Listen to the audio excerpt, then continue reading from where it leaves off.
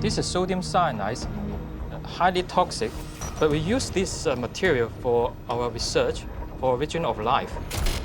Cyanide is deadly. As little as 1/10 of a gram can be fatal. John's colleague, Jianfeng Xu, has been working with it for over a decade. Just keep gloves on. Don't eat it. That's for sure.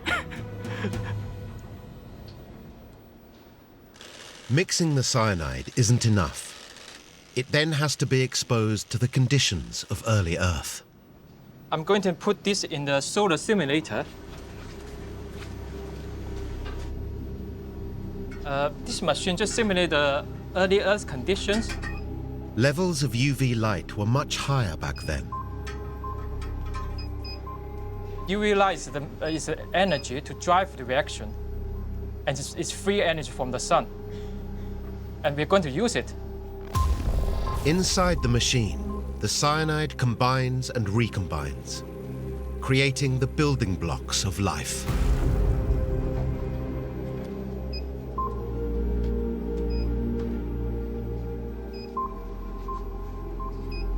After a few hours, we can detect amino acid, nucleoside precursor, lipid precursor. They're all very important biomolecules in life. Cyanide may be the raw material needed to kickstart life. So finding an abundant supply is vital for John and Jianfeng's theory. And one type of location is more promising than any other.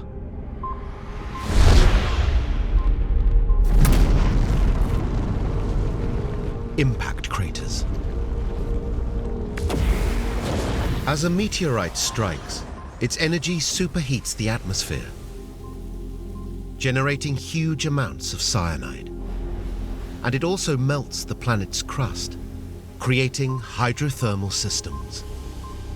The meteor impact is really important for life to start. John and Jianfeng's idea is that rainwater flowed down the crater walls, absorbing cyanide, and then was heated in hydrothermal pools at the bottom. And reaction taking place then. So simple. To prove their theory, John and Jianfeng need evidence. Chemical traces from one of these craters. On Earth, it's simply not possible to find evidence of these environments because all of the impact craters of that period have been erased by plate tectonics. Scientists still don't understand how life began on Earth. But they do have 3 theories about how and where it might have happened. Hydrothermal vents with chemical energy for early life. Volcanic pools could have assembled cells. And impact craters could have provided the raw material for life.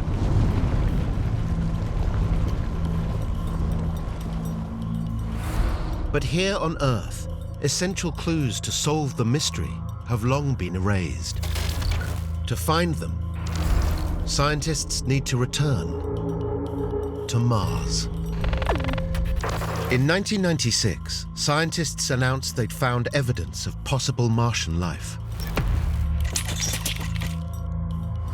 But Mars is a frozen desert planet. Its surface is completely uninhabitable. So could these strange shapes really be ancient alien fossils? Release and liftoff. And why do scientists think they might be able to find more of them?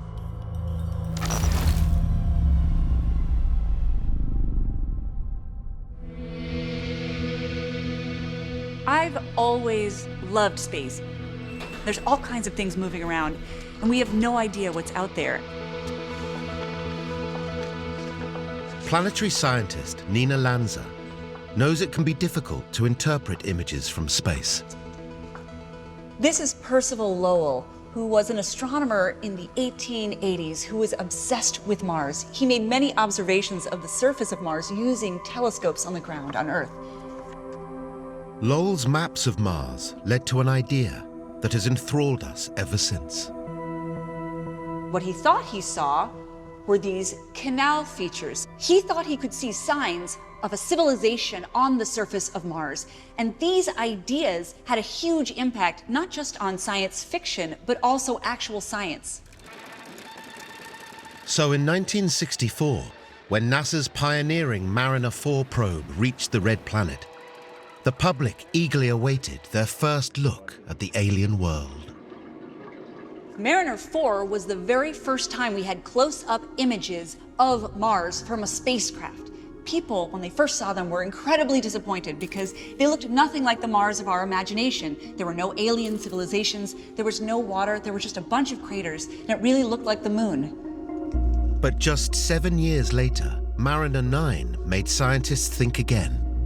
Its more powerful camera revealed something remarkable etched on the Martian surface. This is an image from Mariner 9, and it's a really important image because it was the first time scientists saw evidence that there might be something more on the surface than just craters. This is a very sinuous channel that looks like it was carved by flowing water. Each mission that followed has unearthed more evidence that Mars was not always a dry, frozen planet. The Viking orbiters sent back some incredibly beautiful images, things like these flowing channels and teardrop islands, both of which suggest that water was once abundant on the surface and flowing, making these features.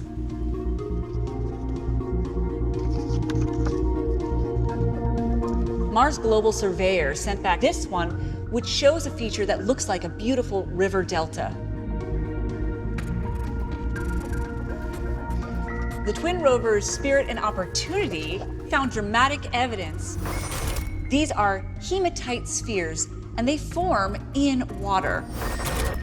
This is a vein of a mineral called gypsum. So gypsum is a mineral that not only forms in water, but actually contains water in its structure. It's now known that in the first 1 or 2 billion years of its life, Mars was much more like Earth. It had a thick atmosphere and was covered in rivers, lakes, and seas. There is overwhelming evidence, just looking at the surface, that there was a lot of liquid water on Mars's surface in the past. However, this discovery, while extraordinary, did not prove Mars also had life. Life needs water, but that's only one thing that it needs. It also needs certain chemical ingredients and also environmental conditions before it can actually develop and thrive. The bulge is where we keep some of our most precious samples. Meteorites don't have a particular scientific story to tell. I love all the meteorites, but I guess my super favorites are ones that formed right at the beginning of the solar system that can really tell us how the planets formed, because I think these are the most scientifically useful. There are 2 main types of meteorite that land on Earth, and they're made of different materials. Most of them come from asteroids, although some come from the moon, some come from Mars. But we have all asteroidal ones here. And among the asteroidal ones, most of them are made of rock. They've got rounded blobs in them called chondrules. They formed right at the beginning of our solar system. And a few meteorites are made mostly of iron. So this is an example of an iron meteorite that's really super heavy, too heavy to pick up. Around 1 in 20 are made mostly of iron. So they're among a rare type.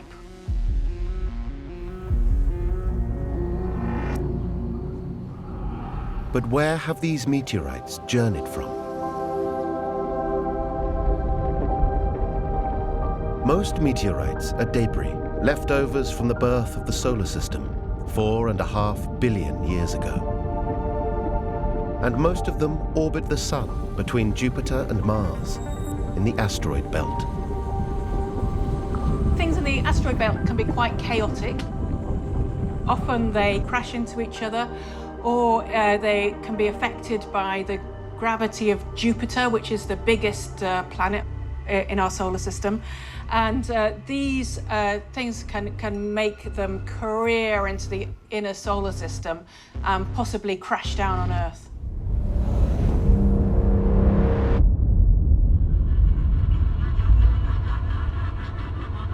One February day in 2013, the sky above the Russian city of Chelyabinsk lit up. А что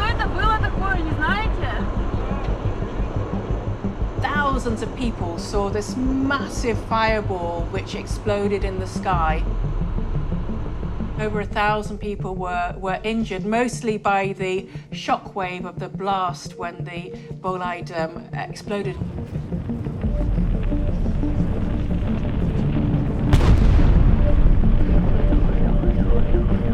This was actually the biggest impact that we know of on Earth in the last 100 years. It was a really, really unusual event, and it resulted in about a ton of material ending up on the surface of the Earth. Adam was part of a team researching exploding stars called supernova. Some of the brightest objects in the sky. Our team had been experts in looking and studying nearby supernovae to measure essentially how fast the universe was expanding now. And so we wanted to be able to look out and see how fast it was expanding in the past. To look back into the past, Adam and his team searched for supernova in the far reaches of the universe. And what they found there was barely believable.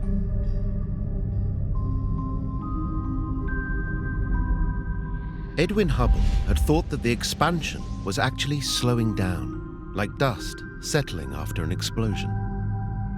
And for almost a century, everyone else had thought he'd been right. Decades of work, really, going all the way back to Hubble, had shown that the universe was expanding, and that the gravity of all the matter in the universe would tend to slow or pull back on the expansion after the Big Bang. But Adam's research told a different story. I was analyzing the first large tranche of data and looking at the supernovae to tell us how much the expansion was slowing down. And when I began looking at the results, they were really shocking.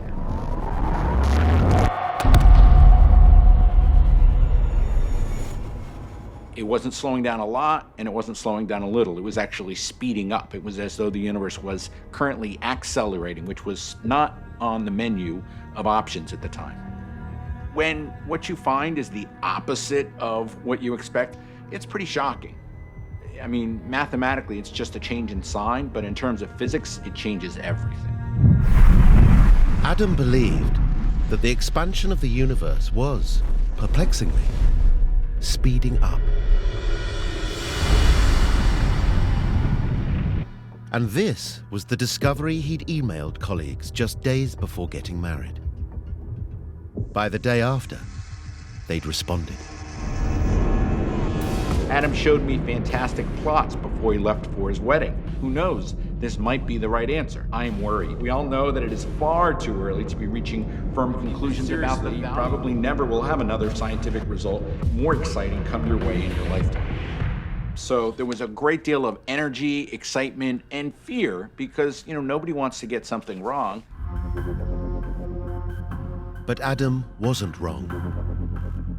The expansion of the universe isn't slowing down, as Edwin Hubble thought. It is accelerating. It's getting faster. This was an astounding discovery. And knowing how fast it was expanding meant Adam thought he could calculate when it all began. So with new measurements, we found the universe that was about 13 plus or minus maybe 0.3 billion years old. Right now, the two Voyager spacecrafts are hurtling through interstellar space at 35,000 miles an hour. The space is so far away that it took 35 years to get there. And now we need new science to understand it. I couldn't believe how nature was fooling us. It made us rethink everything we knew about the shape of our solar system. I think I discovered that the tail has a croissant shape. And even where the edge of our solar system actually is. There was a lot of confusion. Actually, the confusion lasted almost a year. Even just to understand what Voyager is trying to say requires a very special set of skills. It's really like a Swiss watchmaker. It needs to be a trained eye to tell me, can I trust this data or not? What's even more extraordinary is how Voyager, the old spacecraft from 1977 with 64 kilobytes of memory, was able to make this journey at all. 3, 2, 1. We have ignition and we have liftoff. Both Voyager 1 and Voyager 2 were launched in 1977, and it had to be then, thanks to an extremely rare planetary alignment that happens once every 175 years. Where we could fly past Jupiter, get a gravity kick and go to Saturn, get a gravity kick and get to Uranus, and another gravity kick and go past Neptune. Within just 2 years, Voyager 1 had reached Jupiter. Voyager showed us a planet, which looked so serene through a telescope, was actually rocked by hundreds of raging hurricanes, a glowing aurora at the North Pole, and 3 thin rings. Voyager took 33,000 images of Jupiter and its major moons that captured the world. And we'd get to see these pictures and go, whoa, look at that, what's this, what's going on? It was fantastic. On a night like tonight, our eyes, our minds, our souls, our blood are moving out through the universe. We're part of history, and that means that we have to replace the old myths with new ones.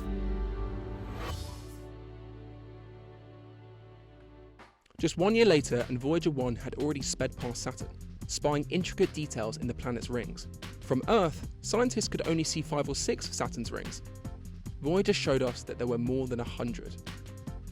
And I can remember those first pictures as we flew away, looking back at that system and seeing the reflected sunlight in that structured ring system was just so beautiful. Then the Voyagers parted ways. Voyager 1 headed straight for the edge of our solar system. Voyager 2 took a more scenic route, reaching Uranus in 1986, and eventually Neptune in 1989, showing us yet more outstanding views of the green and blue planets, and spotted geysers on Neptune's large moon, Triton. And that was the main mission, the first human-made object to reach the distant worlds of our solar system. But the Voyagers weren't done yet. They were about to embark on the journey to search for the edge of our solar system. And before they left, there was one last thing to do. Carl Sagan convinced NASA to turn the cameras towards Earth and take that very famous picture, the pale blue dot. On that blue dot, that's where everyone you know and everyone you ever heard of and every human being who ever lived out their lives. It's a very small stage in a great cosmic arena. These images were the last of 67,000 images taken by the 2 Voyager spacecrafts. Their cameras were then turned off to save power as they carried on their journey towards interstellar space, the boundary where our sun's solar wind ends and the rest of our universe begins.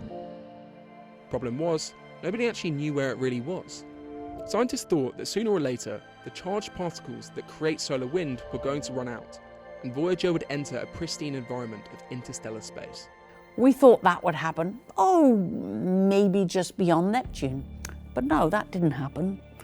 Well, we said to NASA, give us a bit more money, another 5 years. Well, this kept happening year after year. NASA, please give us a little bit more money, a little bit longer, we'll be there. As Voyagers 1 and 2 continued to move out into the outer reaches of the solar system, they remarkably continued to send very faint signals back to Earth. And this is what makes it so interesting and so fragile. The whole instrumentation of Voyager was designed to visit the outer planets that have very strong magnetic fields. So now you're dealing with a signal that is almost at the noise of the instrument. And because Voyager was not designed for that, it's a miracle fit that all this team is able to go mine the data and pull out the signal and tell us what's going on. Just 5 instruments were still operating on the spacecraft. And in 2012, more than 35 years since Voyager 1 left Earth, scientists started to see the first signs that they were crossing into interstellar space, through the boundary known as the heliopause. Think about the heliopause as your walls of your house. This is what separates the environment that is dominated by the solar wind from environment that is dominated from other winds from other stars outside of our bubble, the heliosphere. The expectation was that there would be a sudden shock, a burst of activity that would make it obvious we'd finally reached this sharp boundary. But the reality was much stranger. All of the detectors on Voyager were seeing particles suddenly appear, and then disappear, then appear and then disappear, and nobody had a clue why.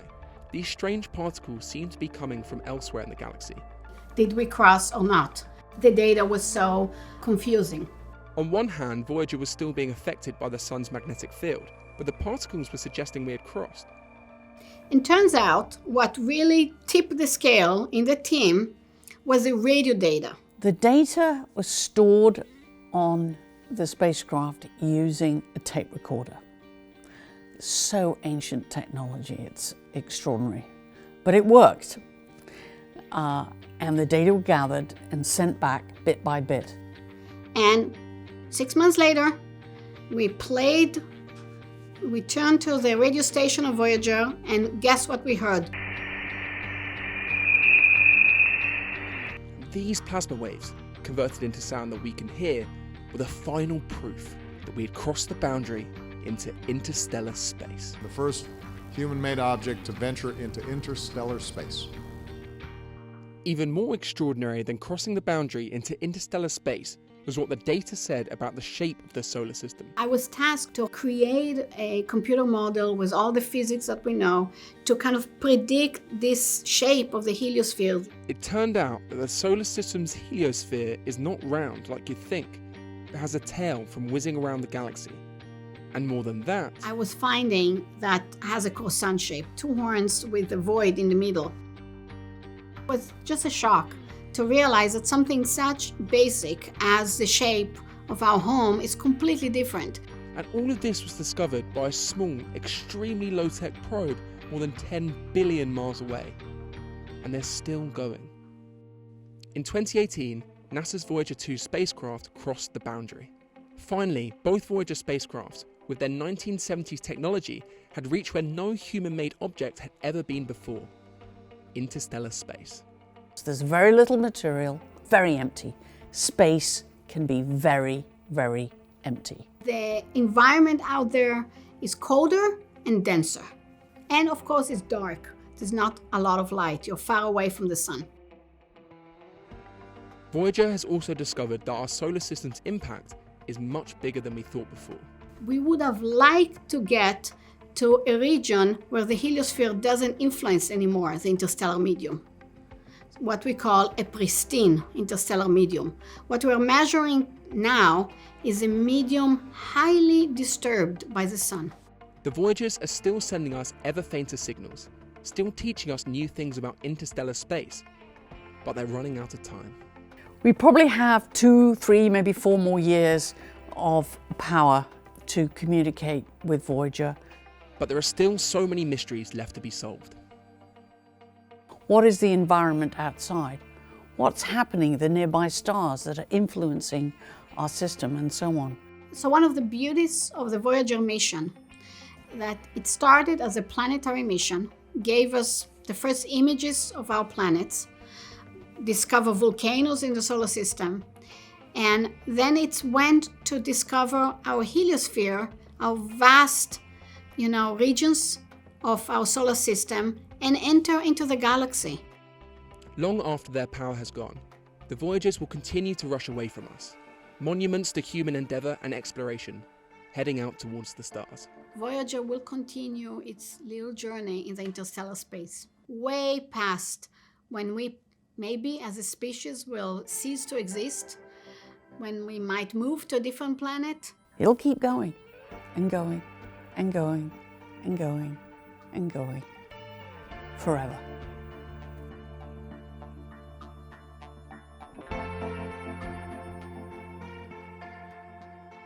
So humans are going to Mars, and soon, lots of them. SpaceX could be going as soon as 2026, NASA and China by the 2030s, and India, Russia and the United Arab Emirates are all planning on it too. But what happens when they all get there? How can we actually survive? Well, some lucky scientists have already been there.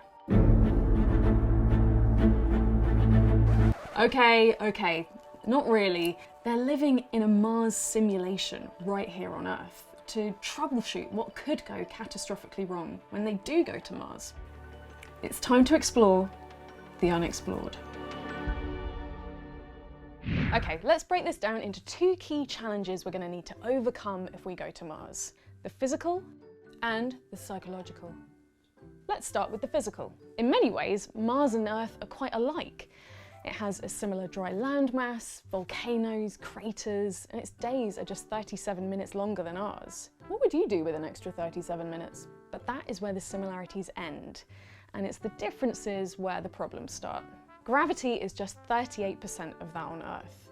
It means that you can jump higher, but you'll lose muscle mass. Imagine Dwayne "The Rock" Johnson training his chest every day with an 100-kilo bench press to maintain that impeccable physique. Suddenly, you land on Mars, and all that's available is a 38-kilo weight. Over time, his chest is going to get weaker and weaker. And it's a similar situation for astronauts going to Mars. Then there's the atmosphere, which is incredibly toxic. It's around 95% carbon dioxide. And to make matters worse, Mars is bombarded with radiation. And you get the idea. Mars is extremely dangerous. But luckily, there's a team of scientists who are actively trying to resolve these problems before we get there.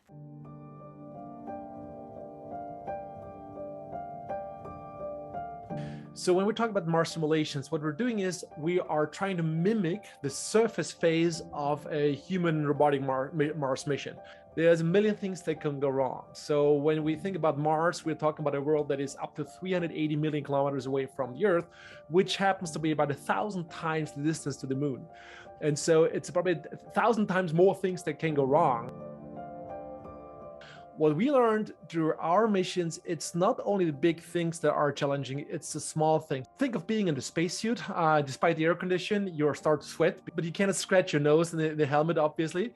So little things like a little piece of foam where you can simply rub your nose into it and make sure you don't sneeze inside the helmet, which is a very bad idea, by the way, is a little thing that doesn't sound very glorious, but it's the things that make your work easier. And really making sure that you have gone through the ins and outs of those little details can be a game changer. We have been doing those Mars simulations for 13 campaigns now, since almost 20 years now. And there's literally hundreds of experiments we did, and many of them went wrong or did not turn out the way like we expected them to do.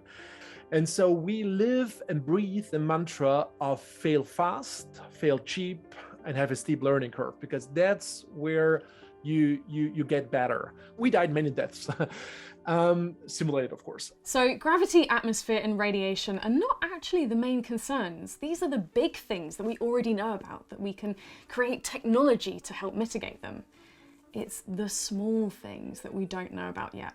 They are what could kill you, and there's a lot of them. So far, the answer to most of the physical challenges has been better technology and better spacesuits. But physical survival is only part of the battle. The team are also pioneering incredibly advanced psychological studies to figure out who will be the best humans to go to Mars. We think that there's no such thing as a born astronaut. When we select analog astronauts for the Austrian space program, this has been done very, very carefully. It's a multi-month process. We're evaluating, we just did a recent count from the last class, 637 individual parameters, anything from your cholesterol level to the length of your pinky finger and your ability to entertain little children and psychological factors and so on. You're much more looking for team players who are outstanding when it comes to health, but they also have technical competence, but at the same time who are also to display social warmth. They know how to tell a joke in the airlock at the right time. They know how to cook. They know how to do a magic trick. They can play the guitar. They can also settle down a broken leg or so. We are not looking into psychological clones of each other, but they need to complement each other. And so we're looking, actually from the anthropometric point of view, we're looking for the average Joe, the average Jane. Or an average Josie? So we have people who, in the beginning, who have a high technical competence, but then the work doesn't stop here, because you need to continuously monitoring the activities throughout the mission. That's exactly what we're doing with our simulations. For instance, we are in the previous experiment in 2018 in Oman, we had an artificial intelligence machine learning algorithm actually, who was looking into the pitch of the voices when people talk to each other. And we know when people are under stress, the average pitch shifts just slightly above the average. Or for this mission in Israel right now, we had one of the experiments was a fantastic experiment. The astronauts would have locators, so we could produce heat maps where the astronauts would congregate throughout the mission, or also relative heat maps, how much physical spacing they have in between them. If you don't like somebody, you tend to increase the distance, for instance. And so we're looking at the methods that tell us, here's a stressful situation emerging before the people would realize it, and magically then everything goes according to plan. And so it's about keeping them functional by keeping them happy, by feeding them well, no food, no fight. But also making sure they don't smash each other's heads before leaving the lunar orbit. So, with the right training, technological development, and people management, Dr. Gromer believes that we can definitely survive on Mars. But so far, we've only been focusing on a finite scientific mission. Go, survive for a bit, and then return. And that's understandable, given how many risks there are for even doing that. But this hasn't stopped people from dreaming even bigger. Elon Musk has famously said that we're going to Mars for good, to become a multi-planetary species. Some scientists have taken this and come up with some scary, speculative solutions to explain how we might survive. One of those is through mutations. The high levels of radiation on Mars could cause our bodies to change, and it's possible that some of these changes might actually help us survive. It's hard to predict how quickly this might take and the effects that it might have, but some scientists say that it could take just a few generations. Like, we could see changes in our skin tone to deal with the radiation. Could we go green? Our bone density might alter to account for the lack of gravity, and we might not even need our immune systems because we'll be living in such a sterile environment. But all of this is only relevant if we're actually going. Will we really ever be setting off to Mars for good? Yes, we will. I can give you this in written. It's only a natural process. I think at the core of our beliefs and of our heart and our DNA, we are a migratory species. Our children and grandchildren will look up to the sky, to the moon, and see little dots of light out there on the lunar surface saying, we are out there. It's a statement to the universe. And the same will happen to Mars and the worlds beyond. It's just a matter of time. The prospect of mining the moon is just around the corner. So what are they so excited about? Should we be doing it at all? How would it even work? Let's explore the unexplored. The moon is just a cold, empty rock with nothing of interest but a 50-year-old American flag stuck in the ground. Right? When we arrived there, almost a little bit more than 50 years ago, it's interesting to hear the recordings from the second man on the moon. When he stepped out of the lunar lander and looked around, he said, "This is magnificent desolation." But our view of the moon has changed radically since then, from magnificent desolation to a place that is full of important resources that we may use once we land there. Just to give you an idea of some of those, 45% of the moon is oxygen. It's just that it's tied to the rocks. These are oxidized rocks, but that can be heated and you can extract plenty of oxygen. It's got 21% of silicon for anything that we do with semiconductors, iron and titanium, very important elements, aluminum and calcium and magnesium and things like this, potassium and phosphorus. And also you find radioactive materials like uranium and thorium. Then there is the possibility of finding water. Water exists there, and that can be a total game changer because water not only is good for humans, but mostly for propellant. Because water, you can split it into hydrogen and oxygen, and it can serve as the most energetic propellant that we know. This is incredibly exciting and really does demonstrate how there are more than enough resources to maintain a permanent base. We've got metals to develop technology and oxygen for breathing. We could use moon rock to 3D print habitats and extract hydrogen to fuel deeper space exploration, which could be a big game changer. But there are actually a couple of really exciting resources that in the future could make sense to bring back to Earth. The first is energy from light. Scientists are trying to look at how we can create solar factories on the moon. Now, the problem comes with how we transport that energy back to Earth. And one way is using microwaves. We could beam them through the atmosphere, through the clouds, and collect them in a receiver here on Earth, which could give us enough power to supply the entire world 24/7. this is still a long way off and doesn't make financial sense yet. But there is an element on the moon that we don't have much of here on Earth, one that could radically shake up the energy industry. One of those elements is called helium-3. Helium-3 has been identified as a potential fuel for what's called fusion energy. Right now, the way that we obtain nuclear energy on Earth is by fission. You hit an atom, you split it, and in the process, you generate energy. Fusion is totally different. Here, you bring two elements, two particles, and you fuse them. And in the process of doing that, which requires a lot of energy, then a lot of energy is also released, and is released directly into electricity. You don't have to go through heating and then steam and then producing electricity. And even better, the residue is helium. Just helium, the one that, again, you can use for inflating balloons. So it's a non-radioactive waste that you can get out of that. So it seems like mining the moon could not only serve us in space, but also provide helpful resources for us back here on Earth. But that's likely somewhere in the future. What about today? There is one resource that countries are especially interested in, and that's rare earth elements. The interest in rare earth elements has exploded because they are one of the main components of the communications industry. Neodymium is used in speakers, lanthanum in lighting, yttrium for computer screens, and gadolinium in X-rays. Despite being called rare earth, they're not actually that rare. The issue is that they're found in concentrated areas, which makes them a highly valuable bargaining chip for countries that have them within their borders. One of the countries that dominates the rare earth industry is China. Because of this, countries like the US are starting to ask questions like, well, what if China decides to restrict access to the US? Where can we get them from? The answer is, you guessed it, the moon! But would the US just be able to go up and take what they want? What are the laws for governing resources in space?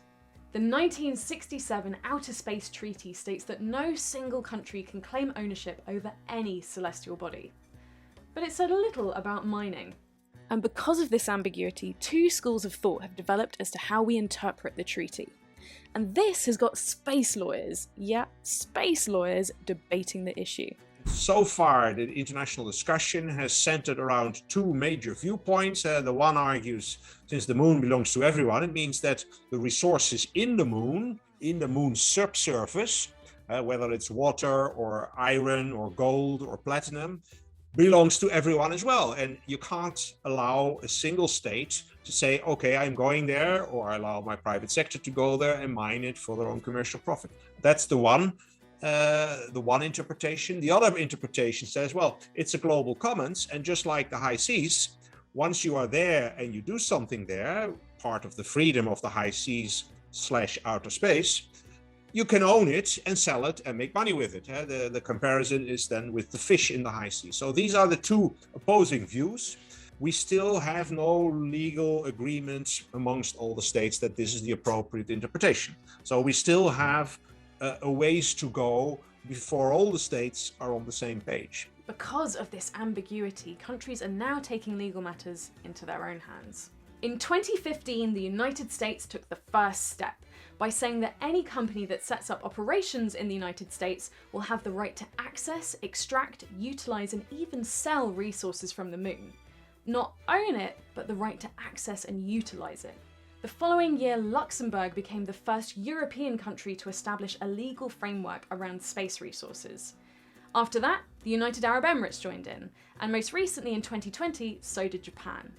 So you're seeing how these countries are moving independently while trying to abide by the United Nations Treaty, but while finding ways to extract resources. But even if we can mine the moon, should we? That is a concern. Are we going to mine the moon so much that we're going to start changing the phase that we see there? Are we extract so many resources that it may affect its orbit or its physical parameters? Some of those concerns are understandable, but some of them shouldn't be of much concern. But in terms of causing major damage on the moon, I think that that's not going to happen, at least in many, many decades or maybe centuries. But we should start planning ahead on how to do it so that it doesn't cause a problem in the long run. So should we mine the moon? Well, if you have any interest in travelling to the moon or beyond, or potentially solving our energy crisis, then the answer may be yes, with the caveat that it's done legally and with no irreparable damage. Over the next few decades, the picture is going to start to get clearer as the moon gets busier and we find out exactly what is there and how much of it there is. When that happens, that's when things are going to get interesting. And hopefully we'll be able to find a way to share resources and avoid conflict here on Earth. Who owns Mars? It's a surprisingly big problem. With the USA and China planning to send humans by the 2030s, and with private company SpaceX potentially sending them by 2026, it's gonna get pretty crowded up there. You can even go online and buy a bit of Mars yourself. I've got mine. So who owns what up there? And what happens if things get nasty? I think we're gonna need a space lawyer. It's time to explore the unexplored. Space law sounds like a fantasy job, but it does kind of make sense. Surely there must be some kind of rules and regulations. Well, yes, and it started in 1957. The US and the Soviets are in the midst of a Cold War. They're sworn ideological enemies. Suddenly, the Soviets launch Sputnik, the first ever human activity in outer space. It flies around the Earth a few times, including directly over the US. And that raised a whole bunch of new questions. If an enemy vehicle enters your airspace, then you can shoot it down. But suddenly people had to think about, where does airspace end and space begin? The prospect of war in space was so frightening, they decided to keep the war on terra firma. To the surprise of the rest of the world, they joined together and drafted the Outer Space Treaty. Finally, it's over to the space lawyer. The most fundamental baseline principle is found in Articles 1 and 2 combined, which basically makes outer space into a kind of a global commons, an international area, legally very similar to the high seas, and no single state can act as if outer space or part of the outer space or even part of the moon is part of the national territory. It's basically open for all states, and freedom for states to be active there is the bottom line. The drafters of the Outer Space Treaty were basically concerned with two elements, if you will. One was the military use of outer space, and at a secondary subsidiary level about science. The treaty didn't really discuss things which we are confronted with today as questions, at least theoretically, like the settlement on the moon or human settlements on Mars. So it's good that states are free to use space, even if they weren't thinking about settlement. But that wasn't the only thing they weren't thinking about in 1957. The treaty only refers to political states. It doesn't even mention private companies. So does that mean that the billionaires of the world are exempt from the treaty? One of the clear drawbacks looking back at the Outer Space Treaty was the absence of any detailed reference to the private sector. So what you see in the Outer Space Treaty is only one almost fleeting reference to the private sector in the guise of what they call non-governmental entities. But at the same time, it made sure that the state, in this case the United States or any other state, where those activities belonged to, was the one being responsible. And then Article 7 followed that up with also liability. So not only you as the United States will be responsible for them, for whatever they do, and you will be liable for any damage they cause by doing that. So the United States cannot dodge any international responsibility just because SpaceX or Virgin Galactic or Blue Origin does something in outer space. Okay, so I get that ultimately states are responsible for what private entities do in space, how they operate, and any damages. But what about the use of land on Mars? We're planning on building habitats and living on Mars. Is that even allowed? So we have to make a very fundamental and important distinction between, on the one hand, the prohibition for any state to own part of Mars. On the other hand, the freedom of outer space activity, which is the other part of the global commons thing, also means the freedom of simply establishing a habitat, putting space objects there, which then serve as houses, or probably even excavate minerals locally and build a habitat from those minerals. That all is in principle, again, allowed. And of course, there is a tension between those two, because it is one thing to be allowed to land somewhere, to put people down somewhere, maybe to have them live there for 25 or 30 years. But at what point in time should we say, wait a minute, now we are moving to something which looks too much like a real colony, which is prohibited by the Outer Space Treaty? But again, that question has not been solved yet. But it's not like here on Earth, where if you break a treaty, we can physically take action. Mars is over 300 million kilometers away. So if the USA or Russia or China or a private company starts breaking the rules up there, wouldn't it be pretty hard to stop them? Next question is then, of course, what happens if a private entity disregards the international rules of space law? Well, if that happens, then of course the first line is that the operator who goes beyond the terms of the license will be held criminally liable under the laws of his own country. It becomes a little bit more complicated at the second level when we go to the international arena. Either these states have to agree to a tribunal, or they have to sort things out on a diplomatic level. And of course, then the reality of the international community kicks in, that the bigger you are as a state, the more you might get away with. These are all crazy scenarios that could arise in the future. And talking of the future, many people see Mars as a future second home for humanity. But how would our laws on Earth work in space? And if no country is allowed to claim sovereignty over celestial bodies, then how will it be governed if there are communities and multiple generations of Martian people? But of course, at some point in time, certainly when they start living there, knowing that they will never return to Earth, when they probably get babies there who have never been on Earth for any part of their life, there will be a tendency for those quote-unquote colonies, I prefer to use the word settlements actually, to say, well, we don't want to be ruled by this earthbound state anymore, because they have no idea what it means to live on Mars and to be safe on Mars. So we want to create our own legal regime, and sooner or later that may actually become, we want to create our own state. I often compare this with the Pilgrim Fathers who went to North America, and then after a number of years said, well, why are we still paying taxes to the British King in faraway London? So it took a war of independence before the United Kingdom finally accepted, okay, let them be on themselves, let them be their own state. I just hope that when that happens in space, we are more peaceful as terrestrial states in allowing those to go out on their own. But that's still decades away, if not much further. If my first chat with a space lawyer has taught me anything, it is that there is still a lot of grey area in space law. If we want humans to play nice on Mars, then we're going to have to answer a lot of these unresolved questions. And if you're silly enough to have fallen for one of those bogus websites that claims that you can buy a piece of land on Mars, well. The paper is just worth the paper it's written on, and it doesn't give you any title. Don't expect to reap any benefits from it. The Earth is speeding up. It's literally spinning faster. Could it cause a tech meltdown? And what have melting glaciers got to do with it? You may or may not know, I wouldn't expect you to know, there are 86,160 seconds in a day.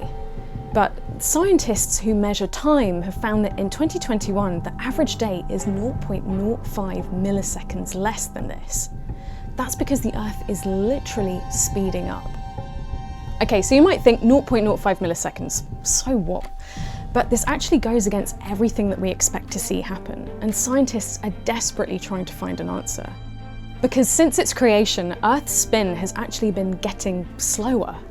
In a not very recent history, the days on Earth used to be twice as fast. But what does a faster spinning Earth actually mean? 3.5 billion years ago, the planet's rotation used to be only 12 hours long. At that kind of pace, life would really suck. We'd have nightmarish weather patterns, with hurricanes tearing across the land. Centrifugal force would pull water towards the equator, flooding entire regions like Indonesia and the northern tip of South America. Okay, that's a worst case scenario, and Earth is unlikely to ever spin that fast again. But if we keep speeding up, it could be bad in another way. By 2030, there could be a full-scale technological meltdown. GPS relies on precision timing, and if a day falls too far behind that 24-hour benchmark, there could be disastrous consequences. For one, satellites could lose their correct place in the atmosphere, and we'd lose all means of being able to predict where they are in the sky. If we leave this slip for too long without correcting it, then our navigation systems will be completely wrong, throwing all of our smart technology off course. Fortunately for us, we can sidestep this disaster, and there's a fairly easy workaround. Timekeepers can add and take away what's known as leap seconds to account for these tiny differences. They can alter what's known as international atomic time, which can be adjusted for the subtle discrepancies between the Earth's rotation and our clocks. And what's pretty mind-blowing is that by observing the night sky, we can keep track of these tiny changes. So keeping time is a pretty skilled art form. That's how we know that the Earth is spinning faster. But that doesn't explain why, despite billions of years of slowing down, the Earth's rotation is speeding up. So what's causing it? This is Dr. Jazz Hill-Valler. She's an expert in how the climate affects the Earth's rotation. So we probably all know that the melting ice caps is going to cause sea levels to rise. Well, it's also causing the Earth to spin faster. And what happens when the Earth spins faster is that we get a greater centrifugal force. Imagine a figure skater. When you watch figure skaters, they start off spinning really slow with their arms out, and as they bring their arms in, they start to turn faster and faster. That's because they're bringing more mass towards the center of their rotation. So how can that happen on the Earth? Well, water has this crazy property where when it freezes, it actually expands. So if you think about all of the glaciers and the mountains and the ice sheets as being these huge, tall, towering sheets of ice, well, what would happen if we suddenly melted them really quickly, which is something that we're seeing happening at the moment? If we take all of that mass in those glaciers and those ice sheets and suddenly it melts and gets closer and closer to the surface, just like the figure skater bringing their arms in, all of that mass is going towards the center of rotation, meaning that the Earth is going to start spinning faster. This meltwater currently sits at the poles. This is why right now scientists believe the Earth is spinning faster than usual. So will it get faster forever? Here's the conundrum. Actually, scientists expect this to be just a blip. Although it's been getting faster for the last 2 years, experts expect the Earth to go back to its longer-term pattern of slowing down. And it's the Moon that's causing this. This is to do with the tidal relationship between the Moon and the Earth. We only see one face of the Moon. It's tidally locked with the Earth. So as the Earth is turning, the Moon is pulling the ocean towards it, and then as we move away, the oceans go back round, and that causes our tides. So this kind of wobbly dance between the Moon and the Earth means that the Moon is slowing down the Earth, and all that energy that's lost from the Earth slowing in its rotation is getting put into the Moon's orbit, and the Moon is actually moving further away. As it continues to drift away, the effect of the Moon's gravity on Earth weakens, causing us in the longer term to slow down. What's more, over time, the melted water in the polar regions could actually make the Earth spin slower. Some scientists believe that the water will drift towards the equator, which will further slow down the Earth's rotation. This is called equatorial bulging. Think of it as a big spare tyre around the middle of the Earth. It exists already down to the centrifugal force exerted on the ocean by Earth's rotation. But adding to the weight of this tyre is no good thing. All of that excess water is going to go and sit around the equator, which means that there's more mass further out from the centre of rotation.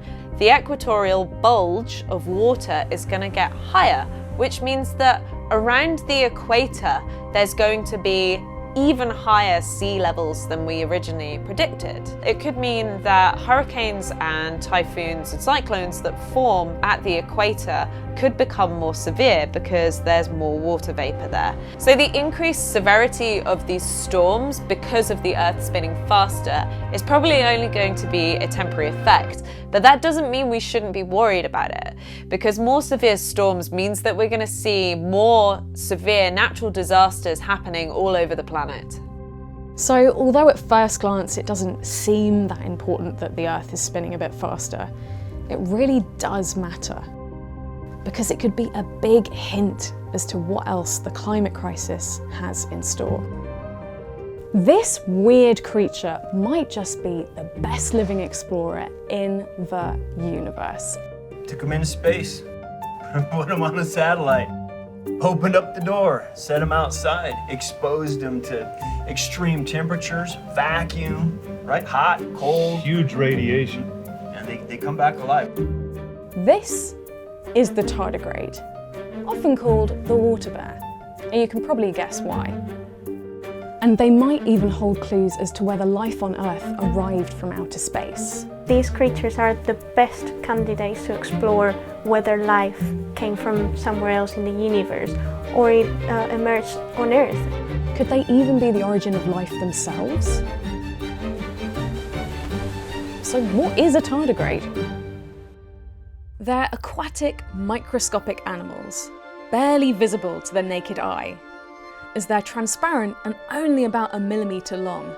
They also love mossy conditions, which has earned tardigrades their adorable nickname, moss piglets. Aww. Tardigrade means, this Latin name, slow stepper. Tardi means slow, and grade, it refers to foot. You can start to see he's got long, thin filaments coming off his body, and some actual, more almost look like horns coming off his head that he uses in feeding.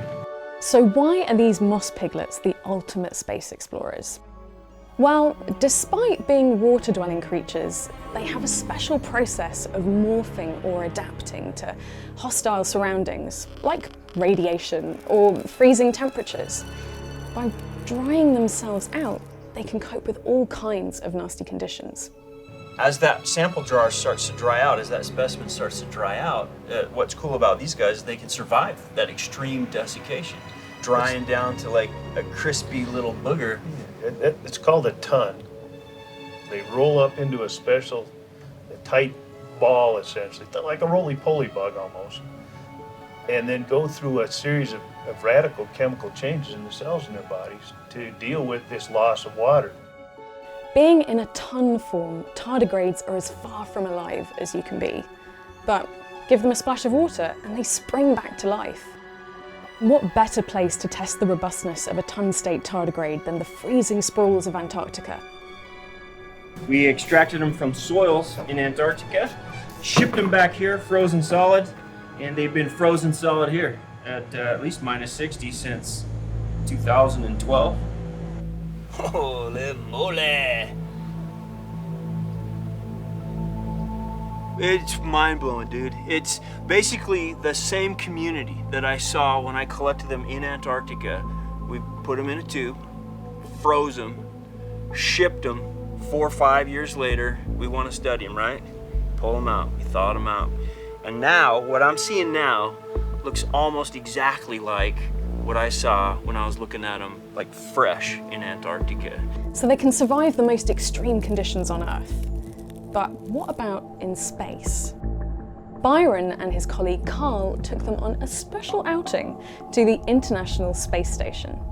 Took them into space, put them on a satellite, opened up the door, set them outside, exposed them to extreme temperatures, vacuum, right? Hot, cold. Huge radiation. And then when they brought them back to Earth, they did what you're seeing here. They dumped some water on them, see if they actually reanimated.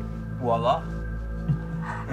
They take the water up, man, and they start, right? They swap it out, the molecules, and like a machine, man. You add the water to it, they take them up, cells start to do their thing again, and they come back alive. It always blows my, look, I'm an old fat dude, and I've looked at these 100 times. Thousands of times, millions maybe. Man, well, and then when I actually look at them under the microscope every single time, I'm like, dang, that's cool, man. Just like that, the mighty water bear enters tun state and navigates brutal conditions that would kill almost every other living thing. So if we know they can survive in space, and we know they survive on Earth, could it be possible that these space explorers travelled between the two, possibly even sparking life on Earth? When the Israeli space agency Space IL crashed their lunar lander Bereshit in April 2019, one scientist began to wonder, could the colony of tardigrades they had on board have survived? And could they survive a crash landing to Earth if they hitched a ride on a meteorite? Alejandro Traspas Muina of the University of Kent set about replicating the Bereshit crash and the kinds of pressures that this little batch of bears would have experienced by firing them out of a gun. Okay, so not quite a gun like that, more of a lab-based gas gun. Alejandro recreated the moon's conditions in a chamber and then fired the tardigrades into sand to recreate the impact that they would have had on that fateful day. Knowing how fast the spacecraft from the Bereshit mission crashed, we thought, well, let's try different speeds up to 1 kilometer per second, which, if you think about it, if just to get it into a daily activity, just think you're in your car and your car starts going faster and faster and faster up to 3,600 kilometers per hour. So this is how fast tardigrades were shot. So we started with 0.5, which they all survive, 100% survival, so that's great. We researchers happy, tardigrades happy, and we kept going. We went up to 0.7, and they again survived. Then we went up to 0.9, and unfortunately at these speeds tardigrades couldn't make it, which means they didn't survive the Bereshit mission. But this isn't the end of tardigrades in space. Alejandro's studies continue. She and her team are testing whether they could survive in the water plumes or the icy surfaces of the moons of Saturn and Jupiter. These creatures are the best candidates to explore whether life came from somewhere else in the universe or it emerged on Earth. I do not believe life is unique to Earth. So don't write off tardigrades just yet. They and other extremophiles could still provide the answer to the life we live today. 70% of our universe is made up of something so weird and so strange, it continues to baffle the world's brightest minds. We are absolutely still lacking great ideas. It is crying out for some new breakthrough, new thinking. Perhaps the greatest remaining mystery in our universe. What is dark energy? Dark energy is basically our name for that thing that we don't understand. It's not the color dark, it's just an expression of our ignorance as to what is this stuff. Engineers could come up with a new theory. Yeah, it is quite possible. I'm kind of hoping it's me. So this is clearly a huge deal in physics and raises many, many questions. The obvious one to start with is, why do we think dark energy exists?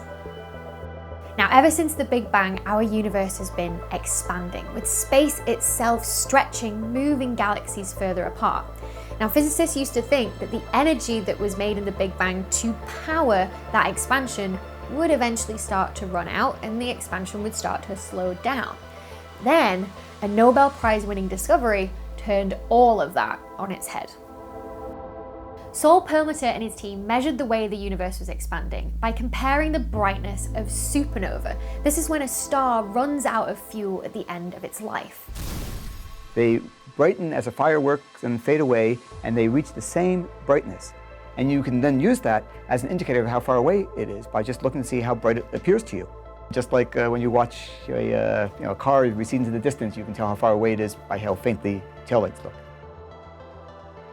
If you can use the brightness of the supernova to tell you how far away it is, that's really telling you how long ago the explosion occurred, because you know how long it takes for light to travel that great distance. And what they discovered definitely shook the physics world. Suddenly, he was saying that we lived in a universe that was accelerating. I remember it just being incredible. I mean, all the astronomers walking around, scratching their heads, saying, this can't be right, surely it can't be right. Now, exciting as this finding was, like many things in science, it raised a lot more questions than answers. Once you know that the universe is actually speeding up, then you're faced with the question of, well, what could make it speed up? This mysterious thing that was causing this newly spotted phenomena that no one could explain was immediately called dark energy. Now, it's great to have a name for this, but it doesn't exactly explain what is driving this accelerated expansion. So what is this energy? Now, just like with dark matter, which makes up 25% of the universe and is also currently unexplained, this weird type of energy seems to defy our laws of physics and has properties that our current models just cannot explain. So you can think of it as you get more space, you actually get more dark energy, which is like getting something for nothing, which is clearly ridiculous.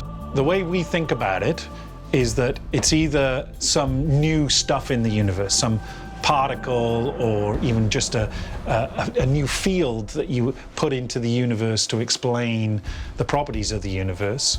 So what is it that's changing the way our universe evolves? Well, scientists differ in their thoughts of what it could be, from a liquid or a brand new particle like dark matter, or even an unknown force.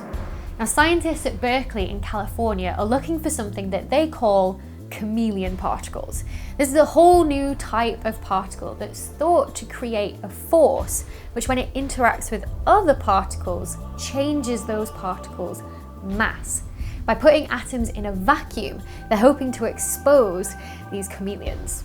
The experiment works by first collecting a cloud of cesium atoms on top of the spheres, and the atoms are free to fall, subject only to the Earth's gravity and the potential chameleon force. We will either discover the particle or rule it out once and for all. So far, they haven't found any evidence for these chameleon particles and their elusive force, but it is an idea that continues to be explored. So whatever this energy is, we now know that it makes up a whopping 70% of our universe. So how can we figure out what it is? Now, the obvious place to start is by looking at how the universe formed and has evolved with incredibly powerful telescopes. One of the things that I do is try to simulate the entire universe and tie what we think about the physics of the evolving universe to what we actually see with surveys like DESI. DESI, the Dark Energy Spectroscopic Instrument, is one of these incredibly powerful telescopes observing the distant universe. Now, the further away galaxies are, the younger they appear to us. That's because light takes time to travel to us. It can take even 1 billion years to reach us here on Earth. Thanks to this, we can look at the average distance between galaxies at different cosmic times and look how it's changed due to the expansion of the universe, and therefore figure out what is the role of dark energy. But what we need to do that is more detail, and we get more detail from more data. Now, there's a lot of projects and telescopes that are mapping the universe in this way, but one that we're all very excited for is the launch of the space telescope Euclid in 2022. It's the most powerful telescope ever created, even dwarfing the iconic Hubble Space Telescope. So it could be just what we need to solve this problem. These are going to be the biggest images that come down from in orbit. You have an image effectively of 625 megapixels. So that's roughly 300 HD television screens full of data, and that comes down every 10 minutes. This image takes roughly the same amount of data that Hubble has taken and will take in its entire lifetime in one day. The hope with Euclid is that it will be able to give us the detail that we so desperately need to be able to solve this problem. We have like lots of theories and hundreds of models that could still fit our data. When Euclid comes, lots of these can be thrown away, and it could narrow down the possibilities of what this dark energy is. Euclid will give us a coherent data set that we can test all these theories against. So dark energy remains the biggest mystery in physics, but with all these great scientific minds across the world and all the projects focused so desperately on figuring out what this is, it might not be long before we finally find this huge missing piece of the puzzle. We need teams like Euclid. That's the only way you can get the data that you need. But to understand that data, to give it some interpretation, to give it an idea, could come from one person. That could be the next Einstein. The universe is not what you think it is. That's because what you can see is only a tiny fraction of it. We have no idea what 95% of the universe is. It hardly seems that we understand everything. Maybe we're just going to have to scratch our heads and start all over again. It begs the question, why is 95% of the universe missing? For decades, physicists have been trying to find this elusive, undetected part of our universe. And in the beginning, we just had a name for it, dark matter. So what is dark matter? Sounds exotic, but it doesn't have to be. There's a lot of dark things out there in the universe. Until I shine my light at these bottles, I can't see them. Dark matter could just be ordinary stuff that you can't see. Now, what we do know about dark matter is that it's matter that doesn't interact with light, so we can't see it. But we know it's there because of its effects due to gravity, because of the way that stars orbit the centers of galaxies. The stars on the edge move a lot faster than they should, so there has to be more matter out there on the outskirts. Well, there's an alternative idea for what the dark matter could be. And so what we think it is that it's some new kind of fundamental particle. Not neutrons, not protons, not ordinary atomic stuff, but something entirely new. And these particles are everywhere in the universe. They're flying around in our galaxy. They're in this room. Actually, there'd be billions going through you every second. You don't notice, but they're there.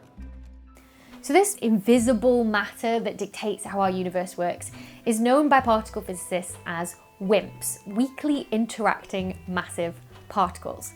If we can't see them, how do we find them? Part of the problem is that here on Earth, we're searching through a relative swamp of ordinary matter that we can see, which kind of blocks our view of the stuff that we can't see. If you were to try to build one of these experiments in a laboratory on the surface of the Earth, then your signal would be completely swamped by cosmic rays. They would just ruin your attempt to do the experiment because the count rate from the cosmic rays would be so high that you'd never be able to see the WIMPs. And that's why scientists are doing something that at first might seem pretty strange. They're going underground and searching in the dark.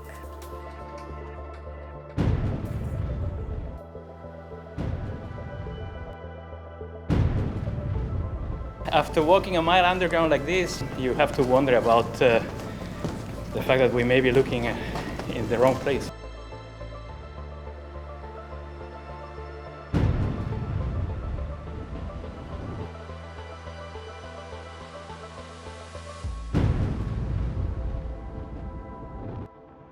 This is the inner vessel of Pico 2L, we call this project, and it goes inside that big recompression chamber.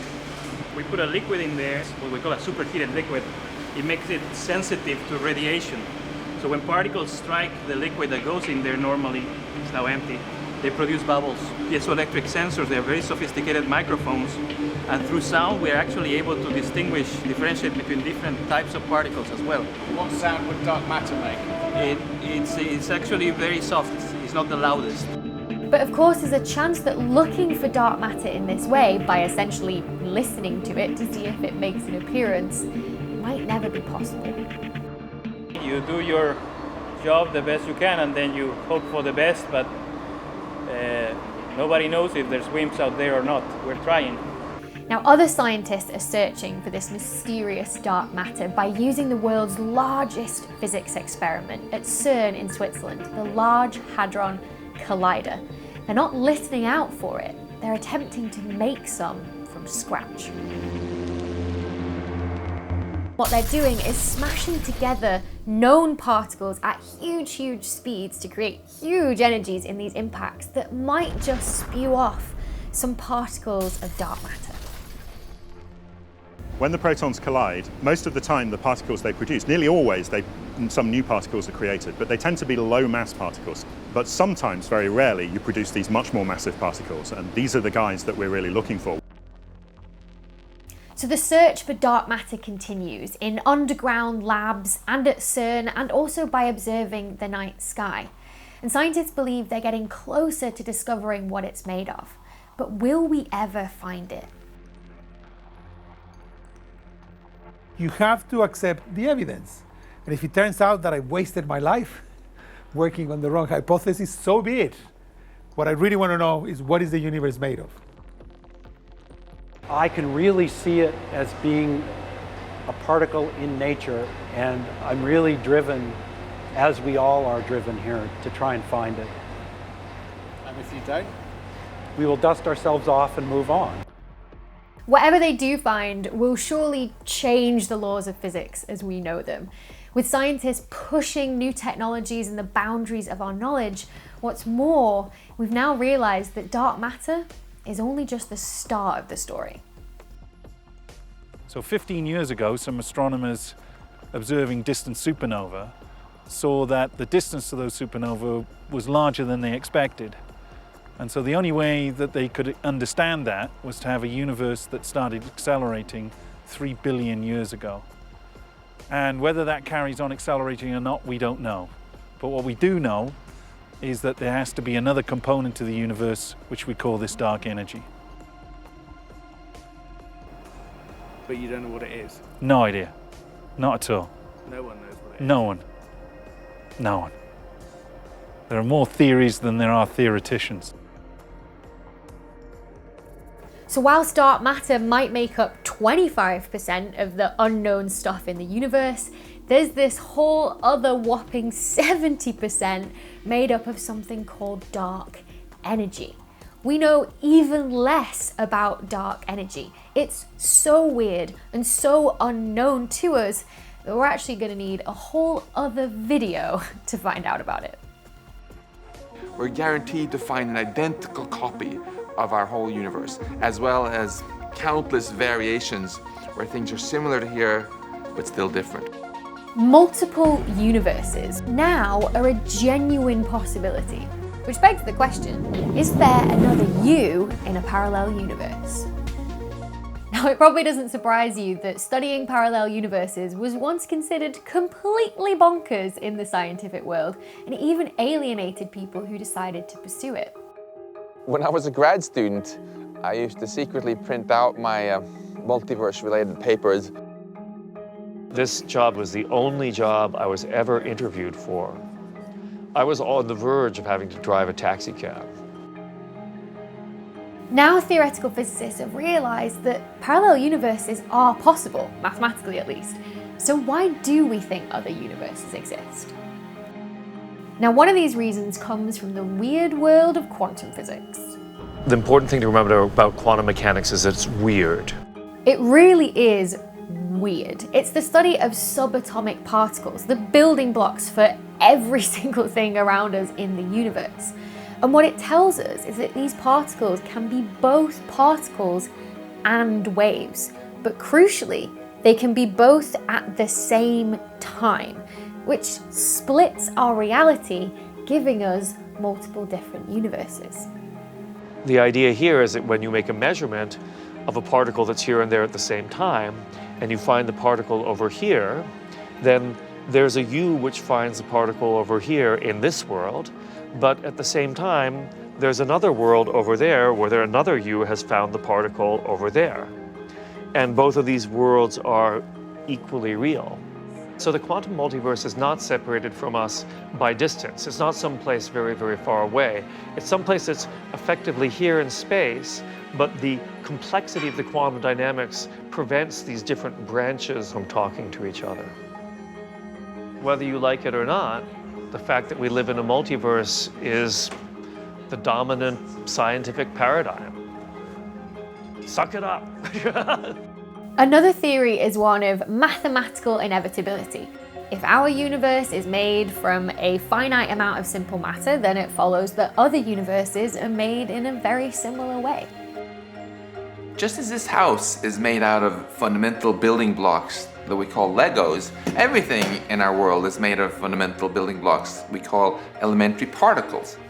And if you have some random process arranging elementary building blocks in a finite volume, there are of course very, very many different ways in which it could do this.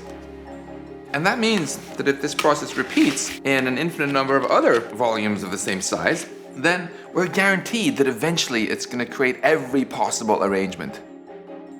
We're guaranteed to find an identical copy of our whole universe, as well as countless variations where things are similar to here, but still different.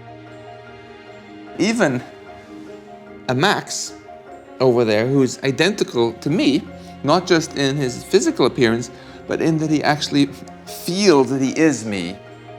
Another theory called inflation describes how the universe expanded exponentially in the very first tiny fraction of a second after the Big Bang, but with some areas of space expanding faster than others, creating bubbles or pockets of space-time where other universes could have formed.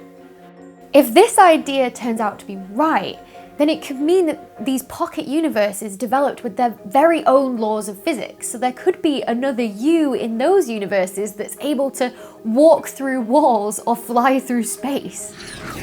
So if our universe is not alone, the question remains, what would the other you be like? Well, according to quantum theory, there's a new version of you and a brand new universe made with every single decision you make. So every time I flip a coin, say heads or tails, that is just some little quantum accident. The universe is splitting into two worlds every time it comes up heads or tails. So our experience of this splitting is like the experience of walking through a garden of paths that fork. When we come to a fork in the path, we take one or the other, heads or tails. But both forks exist at the same time. We only experience one of them. There are literally gajillions of universes out there, of which ours is only one. Then there's the patchwork model, a near identical copy of our own universe, just made elsewhere. In this kind of parallel universe, there's another you that's very similar, just with subtle differences. We're guaranteed to find countless variations where things are similar to here, but still different. The dinosaur-killing asteroid that was our lucky break missed Earth, so there are no humans, just dinosaurs in Winchester today. There's another one where I didn't make it as a physicist, but I'm actually enjoying life working as a bartender. Then there's a whole bunch which are very similar, where I just chose to dress a little bit differently. These ideas all point towards multiple weird and wonderful universes existing out there. But with scientists not able to see the entirety of our own universe, how on earth can we prove that these other universes exist? Scientists think that they might be getting a little bit closer. Truth goes through three stages. First it's ridiculed, then opposed strongly, and finally it becomes self-evident. Perhaps now we are reaching the stage of self-evident. Scientist Laura Massini-Horton found something really weird. She found evidence for what appeared to be two universes crossing over. The detection of the cold spot was one of the signatures that we predicted by tracing forward the quantum entanglement of our universe with all the other surviving universes. We predicted that there should be a large area in the sky of about 10 degrees, and indeed that's what was observed about 7 months after we made the prediction. Recently, there's also been a big leap forward for inflation theory, which predicted that if this rapid expansion of the universe happened, it would send ripples out into the universe. We call these ripples gravitational waves. We'd never detected anything like this until 2015, when two experiments called LIGO and Virgo managed to detect gravitational waves coming from the merger of two black holes. With that detection made, it makes it more likely that we might be able to detect gravitational waves from inflation. But why should we really even care about figuring out if multiple universes exist? Well, it actually feeds into the age-old question of what is our universe expanding into? If other multiple universes exist, perhaps our universe expands as neighboring ones contract. And this could actually tell us more about our own universe, and especially how our own universe will end. Perhaps eventually we will expand until those other neighboring universes also then have a big bang and start expanding into us, which means that we then start contracting. And perhaps our universe will end not in a big bang, but in a big crunch. Now, aliens contacting us might seem like science fiction, but now new mysterious signals from outer space are intriguing scientists around the world. This signal was so bright that it was completely unlike anything we'd ever seen before. It's not crazy to think that radio bursts could be created on another planet. What causes them is one of the biggest mysteries in physics. So are these signals from aliens? Now, linking strange signals from space with aliens sounds a bit like something cooked up by conspiracy theorists. So is this real science? Yes, this is real science. It's the job of an astrobiologist to figure out where in the universe is habitable and if possibly intelligent life could have developed there and then contacted us. In fact, in 1961, pioneering astronomer Frank Drake organized a now infamous secret meeting to try and figure out how many civilizations like this exist outside of our own. So we start out with the rate of star formation. Multiply that by the fraction of stars which actually have planets, habitable planets in each system, the fraction on which life develops, the fraction by which intelligence appears, by the fraction of those which actually give a detectable technology. This rate times the average time that these civilizations remain detectable. N equals about 10,000 detectable civilizations at present in our galaxy, the Milky Way. Calling themselves the Order of the Dolphin, this group of award-winning scientists set out on the hunt for this huge number of civilizations that they thought could be out there. Oh, I believe very strongly that they are out there. We can be very, very wrong, and yet there will be many, many detectable civilizations. From secret government agencies to Nobel Prize winning scientists, the search was on for weird, unexplained signals. First, there was the WOW signal in 1977, detected by the Big Ear radio telescope in Ohio.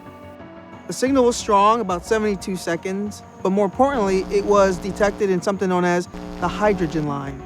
That was significant because at the time, astronomers thought that if extraterrestrials did exist, they would use that frequency. The astronomer Jerry Emmon was so excited that he actually wrote the term WOW on the printout. But very quickly it was dismissed by astronomers as actually coming from a comet. Then in 2007 came a detection of what would become the biggest mystery in physics, something that could have been a game changer in the search for aliens. My student showed me this signal that was so bright and apparently so far away that it was completely unlike anything we'd ever seen before. Then we realized this is just impossible, unless a civilization is way more advanced than we are. Scientist Duncan Lorimer and his team had found what we now call fast radio bursts. They're incredibly bright radio signals, so bright that they can't be coming from any naturally occurring phenomena on Earth. They have to be coming from outer space. Quite frankly, it was unlike anything I'd ever seen before, yet it had all the hallmarks of a signal that was coming from deep space. I did think that it could be a signal from an extraterrestrial civilization. We create signals like that on Earth, so it's not crazy to think that radio bursts could be created on another planet. So it was a groundbreaking time for physicists, and with this new data from Lorimer, the burning question everyone still had was, are these alien signals? Now, the problem with the Lorimer burst was that it was just a one-off, and how do you prove a one-off is real and not just some noise or some random signal in your detector? Well, it helped when other scientists around the world started detecting signals just like it.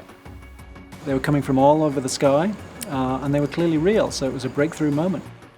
Now, although this seemed really exciting, it meant that there were probably much more likely explanations for what was going on. We observe binary systems of two neutron stars that are in orbit around each other, and when we observe these systems, we see them getting closer and closer together all the time. So what will happen eventually is that they're going to collide. And when they merge, the neutron stars will be completely destroyed and form a black hole. When you look at the energetics of these events, you can easily explain the FRB energies with them. You can also explain the durations of the FRB pulses with the expected durations of these merger events. So it's quite a plausible explanation. Now, neutron stars are some of the most energetic objects in the universe, second only to black holes, and you need something really energetic to produce a fast radio burst. Now, astronomers recently have discovered a fast radio burst coming from a magnetar in our own Milky Way galaxy. A magnetar is a special type of neutron star that has a very high magnetic field. And while this is really exciting that we finally might have an explanation, it means that aliens producing FRBs is becoming a lot less likely. Now that fast radio bursts are real, it comes back to the point whether they could be caused by aliens. So if I were looking for a signal from an extraterrestrial civilization, I'd be looking for it coming from a single point in the sky. Here we have a population of sources all over the sky, which implies that the aliens are all over the place, all over the universe. That just seems highly unlikely to me. So we're one step closer to solving the mystery of fast radio bursts, even though it's looking likely that they're not the alien signals that everyone was secretly hoping for. But as a scientist, I reckon never say never. We'll always keep observing the sky, and I think in our lifetimes, we've got a great chance of discovering alien life somewhere out there in the universe. We have done a great deal of searching in the last 50 plus years, and we've learned that we're going to have to search perhaps 1 million stars and countless frequency channels before we have a good chance of success. If I had this to do all over, I would still do it. I'd in fact probably put more time into it because I've come to realize that's what's required to succeed. And to me, that time is not time wasted because the eventual discovery is of such importance that it justifies not just one human life being dedicated to succeeding, but many.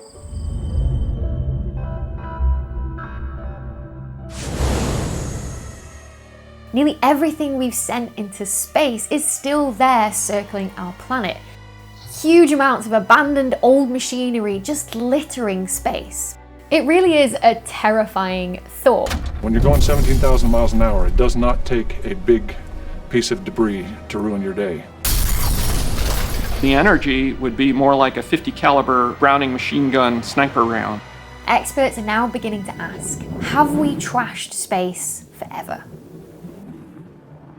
Over the last several years, orbits around Earth have become littered with satellites and old pieces of machinery. So how much junk is in space? Space junk is all the stuff that we've launched into orbit that no longer serves a useful purpose. So it's satellites, it's rocket bodies, it's old gloves, basically litter that we've left in space. Now, this isn't a trivial issue because as we enter into a period of more rapid space expansion, from space tourism to companies putting more smaller satellites into space, it's now estimated that the number of pieces of space junk up there is over 130 million pieces that are orbiting the Earth, and that number is only growing.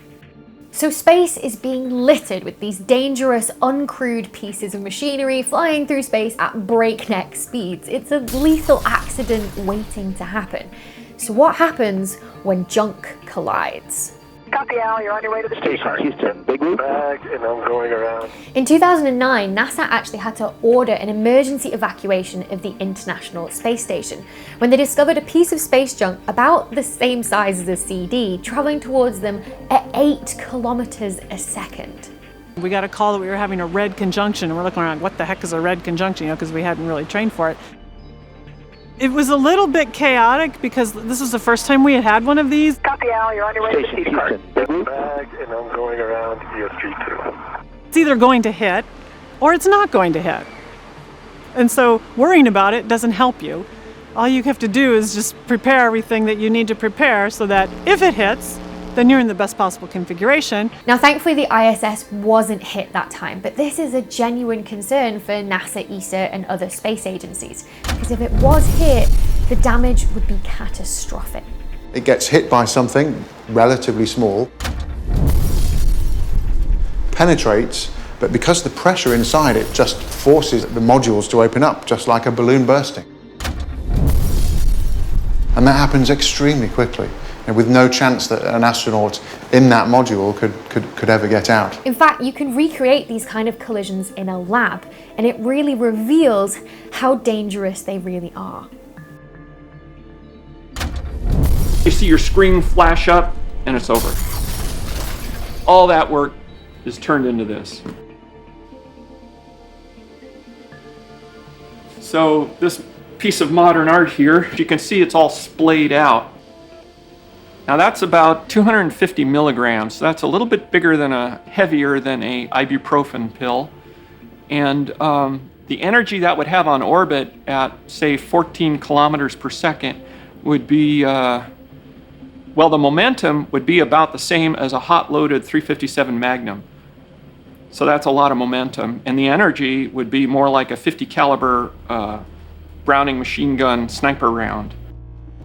A single one of these collisions can create thousands of these tiny lethal fragments that act like space bullets that ripple out into space, causing unimaginable damage as they go. In fact, some forecasts suggest that a major collision like this could happen once every 5 years. We see thousands and thousands of near misses every single day as a result of all the junk that we put up there. You end up in the situation where it's basically a lottery in terms of whether or not your satellite is going to be hit. And this wouldn't just cause issues up in space. With so much of our modern world dependent on satellites for things like navigation and the internet, communications, weather forecasting, it would cause absolute havoc down here on Earth as well. Now, with more and more of these objects being blasted into space every single year, it's becoming a serious threat to modern life. So what can we do about it, and how will we solve this problem? Step one is actually tracking all of this space junk, and that's something that the US Air Force has been doing for decades.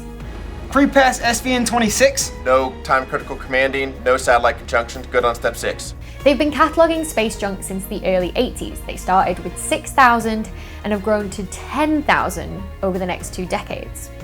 And since 2009, the amount of trackable space junk has gone up by 20% to over 25,000 pieces. But the problem is, the only space junk that's trackable is stuff larger than a cricket ball, and it misses those tiny, tiny fragments that can be incredibly lethal. So space agencies across the globe are working round the clock to come up with solutions to remove this space junk. One option? To use a space harpoon. This system will capture those items of debris, tow them out of the orbits where they might collide with active satellites, and allow them to burn up safely in the atmosphere. So the idea is to have a system which takes them away from where they cause a problem and basically destroy them safely. It's a great idea, but the thing is, it's a bit of a slow tactic because you have to remove everything piece by piece. And the problem is we're putting even more space junk up there just to do this. Now, other plans include capturing them in a net or sticking a magnetic thruster onto them, or even using solar radiation to sail them off into the sunset. It just shows, though, with so many of these ideas being developed, how dangerous of an issue this actually is. And if our quest to remove this junk fails, and with the increase in objects littering space every single day, the question is, have we ruined space forever? I want my kids and my kids' kids to be able to explore space. And if we ruin the environment, we can't do that. And that would be tragic, because my passion for space came when I was 10 years old and I watched Apollo 11 and I watched Neil Armstrong walk on the moon. And that magic that created that feeling in me that said, I want to do space, I want my kids and my kids' kids to have that opportunity, and if the space environment is ruined, that'll never happen. So just like we've seen laws come in to protect our environment here on Earth, we could also see laws come in to help protect space and the environment around Earth, with the hope of preserving the wonder and the beauty of the night sky for generations to come. Black holes aren't what you think they are. They're not holes, they're not black, and we can actually see them. And we've even managed to take a picture of one. You are currently looking at something incredible. The first ever image of a black hole, the one at the center of the Messier 87 galaxy, 55 million light years away. Now we know there's a black hole at the center of our galaxy, the Milky Way, which is 27,000 light years from the solar system. And we know that it's super massive because in 2008, Professor Andrea Getz and her team measured how big it was and found that it was 4 million times more massive than the sun. This measurement was such a big deal that in 2020, she won the Nobel Prize in Physics. To work this out, they studied the orbits of the stars moving at incredible speeds around the black hole and used this to weigh the black hole. If there's a black hole at the center of our galaxy, that's going to force these objects that are really close to the black hole to move much faster than they would move if there were no black hole. So the first thing you want to see is that there are very fast-moving objects where you think the black hole is. If there's a black hole, there's a further prediction you can make about what these stars are going to do. They're going to move around the black hole on very short periods. In other words, you're going to be able to see them move on more than just straight lines. As part of their travel around the black hole, these stars are going to move around the black hole because of the gravity, just like planets move around the sun. Contrary to their name and to common belief, not all black holes are black. In fact, the gas and dust that spirals around the black hole can be accelerated to huge speeds, which heats up due to friction, causing it to glow. In fact, feeding black holes are some of the brightest objects in the entire universe. There's a supermassive black hole in the center of every galaxy. So how do we know? When quasars were first discovered, they were thought to be hugely bright stars, and any ideas of them being black holes were dismissed as just crazy. But we now know they are feeding black holes. Now they're described as feeding because stars and gas clouds that get too close are torn apart violently by the immense gravity and then lost beyond the event horizon to become part of the black hole. They're essentially like a little snack for the black hole. There's a quasar at the center of the Cygnus A galaxy that's 1 trillion times brighter than our sun. And Dr. Andy Fabian from the University of Cambridge is studying this quasar with X-ray images. These help reveal the gas clouds that are orbiting around the black hole. There's a lot of other things going on out there, and enormous amounts of energy being released, which we can only be aware of if we look with X-ray eyes. We could see what was going on at the center, and we could start to understand how the black hole was feeding energy out into all the surrounding gas. The friction generated by this dense atmosphere of gases produces the hottest and most electrically charged environment in the universe. What we know is that the hotter something gets, the brighter it gets, the more light it emits. By feeding on all this gas, the black holes sometimes end up with just too much material around them and end up burping out a load of it, which then impacts the galaxy. This can actually expel a load of the gas that the galaxy would have used to make more stars, and essentially stopping the galaxy from growing any bigger. So black holes seem to wield a worrying amount of power. They can literally control how big a galaxy can grow. Galaxies could, in a way, be much bigger than they currently are. Something is stopping them growing larger, and that something is the black hole at the center. Now, this is bizarre because the ratio of the size of the black hole to the size of the galaxy is the same as the ratio between a grape, something this big, and the size of the Earth. It sounds impossible that something that small would have so much control over something that big, but that is what's going on. It's been calculated that the mass of a black hole is on average about 0.5% of the mass of a galaxy. Essentially, the bigger the galaxy, the bigger the black hole will be. This correlation made astronomers start to wonder whether black holes might have been present or even responsible for the birth of their galaxy. Because it really meant that there was something linking these tiny supermassive black holes in the center of galaxies with the whole galaxy itself. It meant that somehow their whole history had been intertwined, that the growth of the galaxies and the growth of the black holes was somehow related. Now, in the early universe, we don't know if stars formed first or if black holes formed first. But if the black hole formed first, then the galaxy of stars could have then formed out of the gas that was swirling around it. What everyone really wants to know, though, is what happens when a star gets swallowed by a black hole. Well, a couple of years ago, a gas cloud called G2 came perilously close to the event horizon of the black hole at the center of our galaxy, the Milky Way.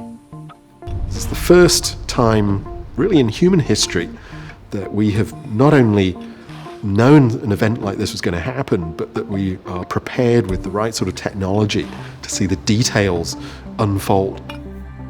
Astronomers monitoring the event were able to test the effects of the black hole on this gas cloud. It was essentially on a collision course with one of the most powerful entities in the entire universe, and it was being stretched out on its way there. It was moving quite fast, and it's not moving in a straight line, but it's a curved line. And that's a very, very bad sign, because it tells you, well, there's something acting on it. It tells you, wow, gravity is pulling on that object. Instead, though, it was spaghettified, and it circulated the black hole and then was essentially catapulted back out into space. Lucky escape for the gas cloud. This event confirmed that it is possible to get perilously close to a black hole and still escape. So, there's a black hole at the center of every galaxy, and they have the power to dominate everything around them. But they're not just giant hoovers sucking everything up around them. Stars, gas, dust, they're all happy to orbit them with no issues. We're seeing the black hole at the center having a galaxy-wide effect on the surroundings. So if they really do have a galaxy-wide stronghold, and the one at the center of the Milky Way has been there since its existence, that means that you, me, and all the stars that we can see have always, and are currently, right now, orbiting a supermassive black hole. The Milky Way could fit into the universe as we know it 10 million times. So it's big. Really big. And we know that it's expanding at an exponential rate, which means that in about 1 billion years' time, the universe will be about 10% bigger. So do we know how big the universe is right now? And could we ever actually map out the size of the universe? So let's start with the bits of the universe that we can actually see. Light has a speed limit, so there's only so much of the universe that we can actually see, and we call it the observable universe. We think there are around about 170 billion galaxies in the entire observable universe.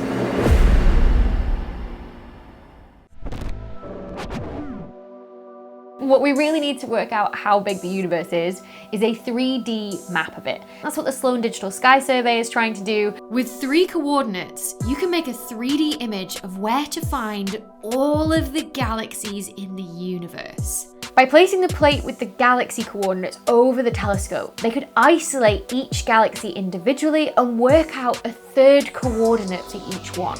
That 3rd coordinate was redshift. And with redshift, the team could get the distance to each galaxy from the Milky Way.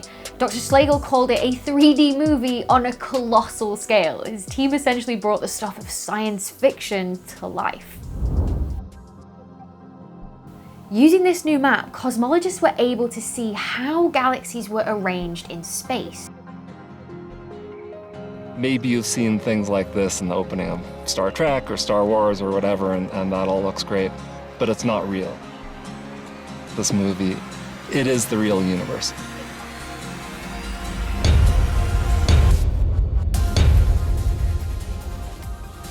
Just like our galaxy, the universe is held together by gravity, but there weren't enough galaxies to generate enough gravity to actually hold the universe together.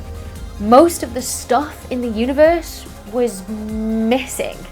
So this map led astronomers to some more evidence for something they'd been theorizing for quite a while now. It's simply not enough stuff to arrange things into the patterns that we see, have galaxies spinning in the way that they do. There's something else there. There's something beyond the galaxies that we see, the visible matter.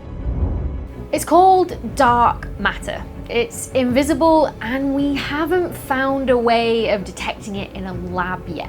I know it can seem like us astronomers just start making up wild theories when we don't understand maybe what's going on, but we do know dark matter is there, in the same way that we know the wind is there because we see the trees move. We have so much evidence for it, including the fact that the gravity it generates is literally holding the cosmos together. What we're finding out there in the universe is really weird. It's equivalent to the idea that only 1 out of 6 cities in America actually has any people living in it. There is 6 times more dark matter than there is in all of the stars and the dust in 170 billion galaxies in the entire observable universe. So does that mean that the universe is 6 times bigger? Well, no, not quite, but the universe is certainly 6 times heavier than we thought. And it's complicated by the fact that the universe isn't just full of invisible stuff that we can't see, but the stuff that we can see is also moving away from us. The universe is getting bigger, literally, as we sit here watching it. It's an observational fact that if you look at the galaxies around us and the most distant galaxies that we can see, they all appear to be moving away from us. If you were standing in California, you would see New York moving away from you. But from the perspective of New York, you would see Boston move away. By observing the brightness of supernova, Professor Saul Perlmutter and his team proved that the universe is not only expanding, but that its expansion is speeding up at an alarming rate. At the end, we concluded that actually the universe really isn't slowing down. It's actually speeding up in its expansion. And that was a big shock. Professor Perlmutter's discovery was so important to the scientific community that in 2012 he was awarded the Nobel Prize in Physics. So after you establish something like that, the question on everybody's minds is why? Well, we don't know, but we did work out what to call it. We have a name for it. We call it dark energy. We figured out that the universe is about 68% dark energy. The really crucial thing about how this dark energy behaves is that it doesn't dilute. When the universe doubles in size, you got twice as much dark energy.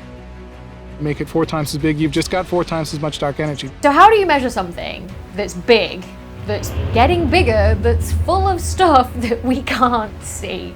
Well, unsurprisingly, you can't, or at least we can't yet. But what we have done is map out the stuff that we can see. And as usual, the universe has done things that we never expected it to do. And that map revealed that the universe is flat. Cosmologists plotted 3 points of a very big triangle that went from Earth to 2 points in space-time as far back as we could go. If the universe were positively curved, if the angles inside the triangle added up to greater than 180 degrees, then it would be finite in size. If the spatial geometry is flat, if the angles inside the triangle add up to 180, then it could go on forever. The answer was mind-blowing. Space itself is flat. Now, we're not talking about the shape of space here. We don't mean space is flat like a piece of paper. We're talking about how light behaves in space. For it to be flat, it means that light would travel on and on in an infinite direction and never be disturbed. If space wasn't flat, that light could loop back on itself. It'd almost be like if you could stare out for long enough and detect light faint enough, then you would be able to see the back of your own head. That means that the simplest picture of the universe is a universe that's infinite.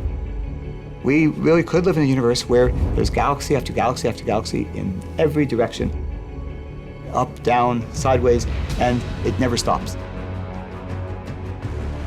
This provided the perfect picture of what the universe looks like. An infinite universe filled with galaxies in all directions that is still getting bigger.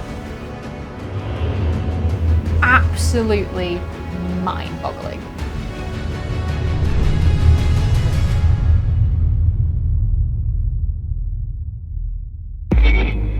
Is the signal real? If the signal is real, we still have to be able to explain what or who is making it.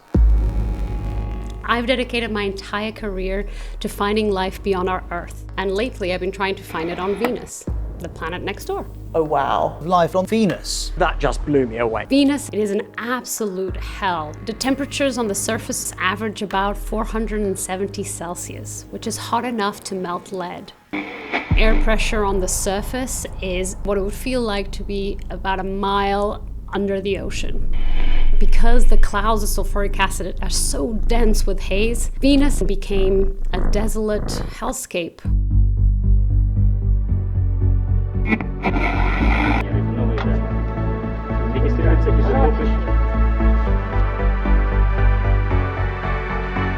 The Veneer missions were an extraordinary program. Several of the Veneers didn't even attempt to land.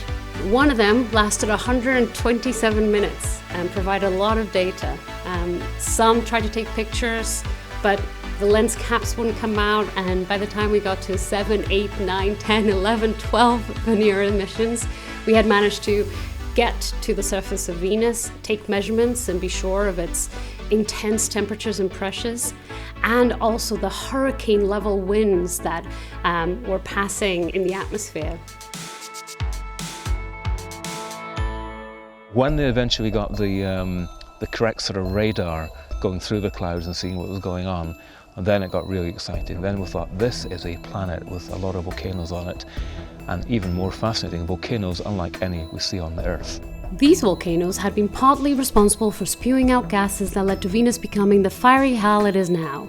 But recent data shows there may still be life left in them yet. They found that Venus had hotspots within it, something active on Venus. That really is quite exciting to actually see these.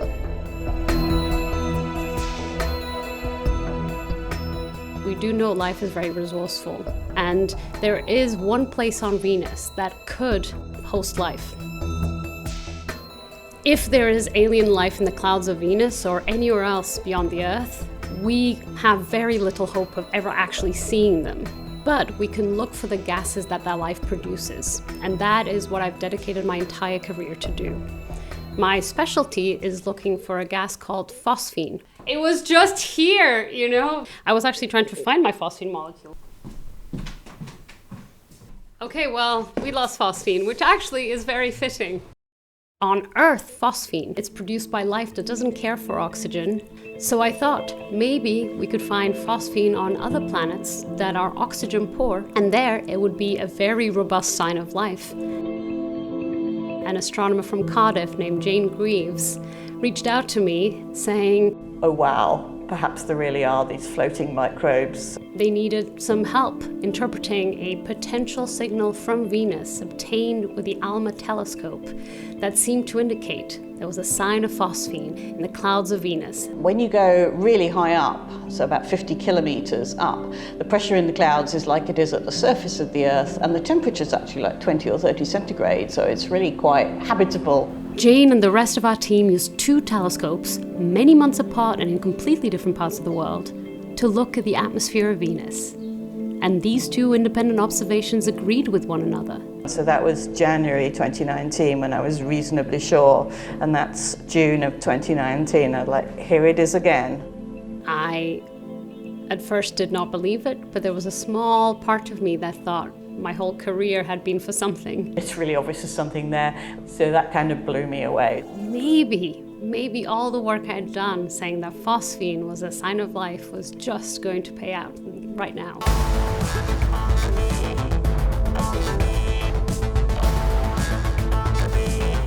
Astronomers have announced they found what could be evidence of life elsewhere, and not on Mars, but on the much more inhospitable Venus. There's something seriously weird going on there. Perhaps this is life. And that just blew me away. It was so exciting.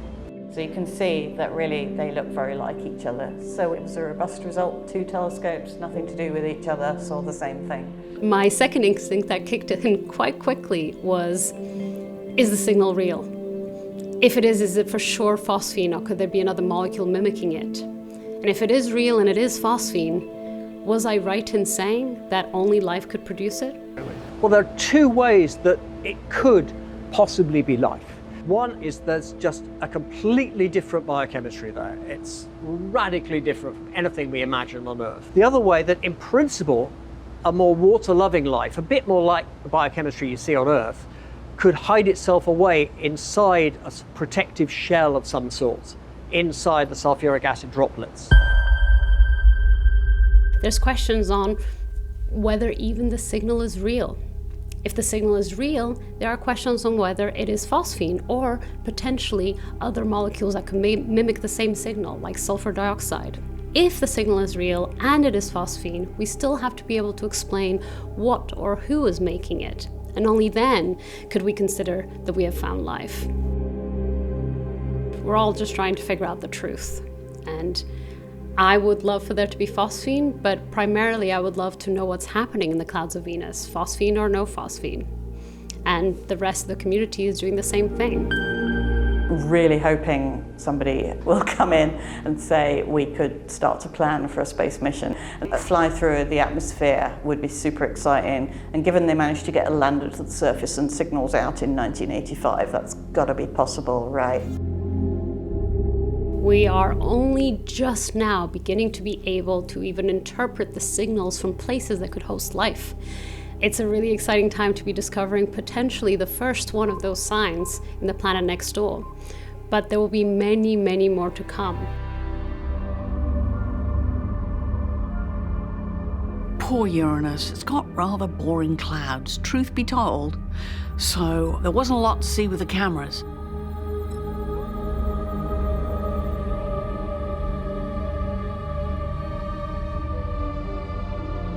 Passing close to the planet, Voyager's sensors reveal why Uranus is so featureless.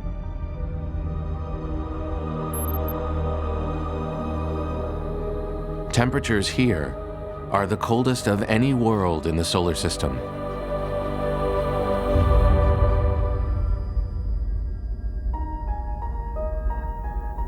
There's simply not enough heat to drive the storms seen on Jupiter and Saturn. Uranus is an entirely new class of planet. An ice giant.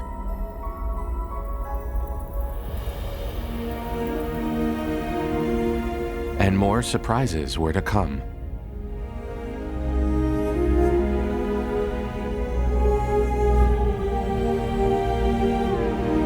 Uranus has rings.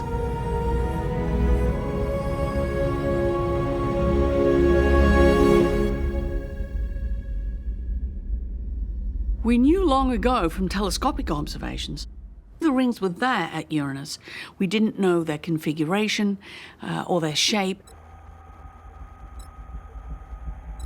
Voyager begins to explore the ring system and spots something curious in the shadows.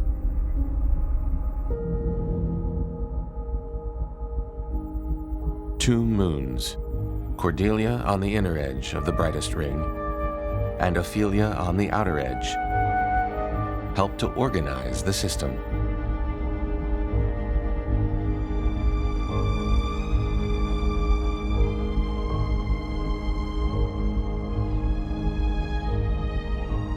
Particles within the rings can be moved inwards or outwards as these tiny objects called shepherd moons, whose gravitational force can shape and sculpt the rings themselves.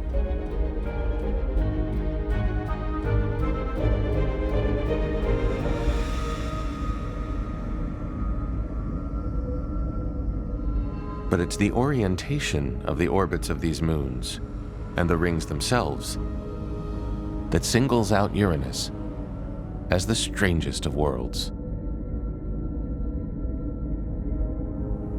Uranus looks bizarre. The rings, rather than looking like that when you look through a telescope, they're actually orbiting up and over the top of the planet. The whole thing is tipped like a spinning top. This bizarre orientation hints at an unusual past.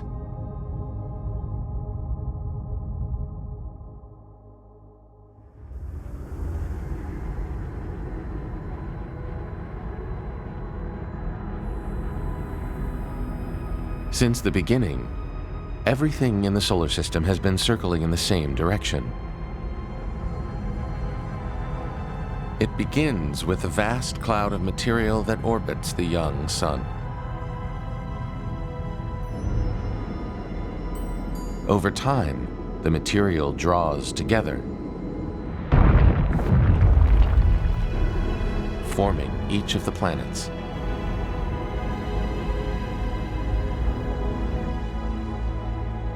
Today, they all orbit the sun and spin on their axes in the same counterclockwise direction as that primordial cloud. Except for Venus and Uranus, which spin in the opposite direction. But Uranus is even stranger, because the entire planet is on its side. This was a really strange system. So why is Uranus so tipped on its side? If a roughly Earth-sized object smashed into Uranus late in its formation history, then that would have had the proper amount of momentum to basically knock it on its side.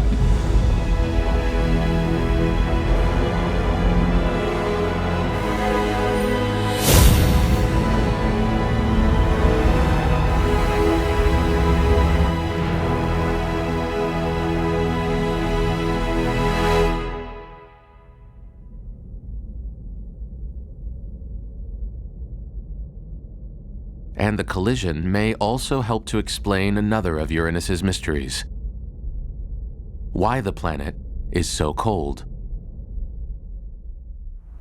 That impact presumably relinquished all of that internal energy that the planet had when it first formed, and has left it as a relatively dead and sluggish world.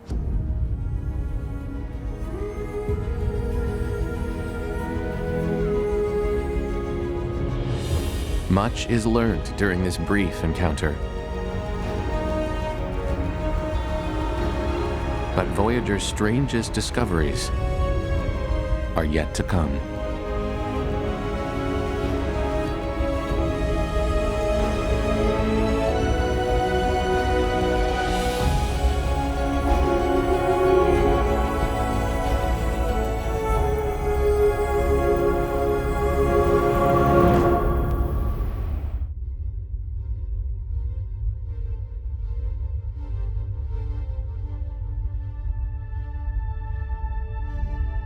The fate of the planets is intricately tied with that of the star that they orbit. So for our own solar system, the sun dictates our fate.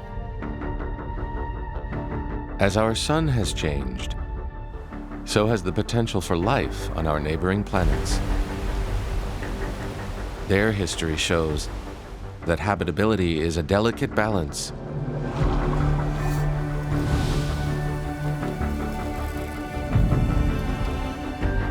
That doesn't always last.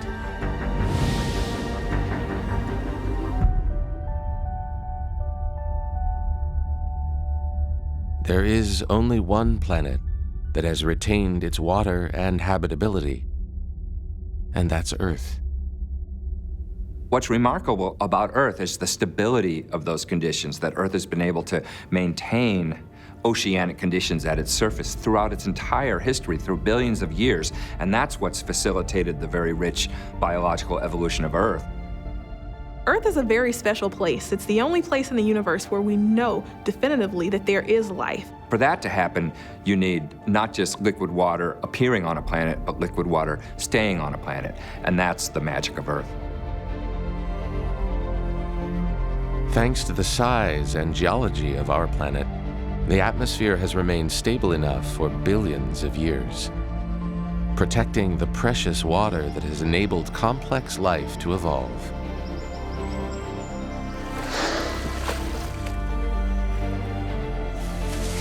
Life has woven itself into the fabric of the planet.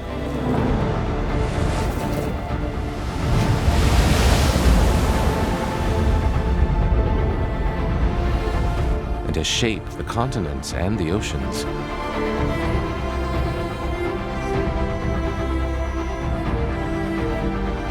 So that now, life itself maintains the very atmosphere that protects our fragile ecosystems.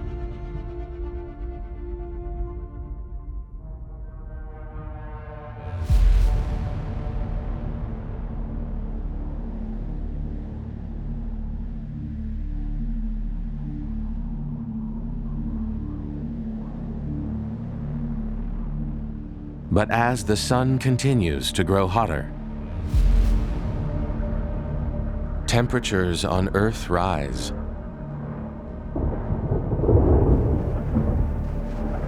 Upsetting weather patterns, raising great storms across the planet, and devastating droughts. As plants around the world die out, oxygen levels plummet. Around 1 billion years from now, the age of complex life on Earth will finally draw to a close. Earth will ultimately be like Venus and Mars, just mostly CO2. There'll be nothing else really in the atmosphere. And it will remain in that state as sort of hot oven planet until ultimately the sun, when it uses up its hydrogen and goes into a different phase, will become what we call a red giant. You know, as we've seen in other stars throughout our galaxy, throughout the universe, our sun will continue to get hotter and hotter over time. And at that point, it will expand greatly to the point where it will nearly engulf the Earth entirely. And at that point, the planets will lose their atmospheres and they'll be just sort of swept away.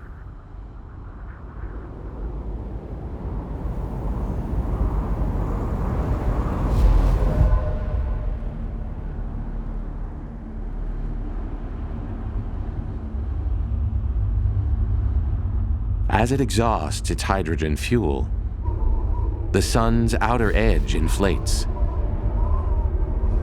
As our star enters its red giant phase, expanding millions of kilometers out into space. Mercury is the first to be engulfed.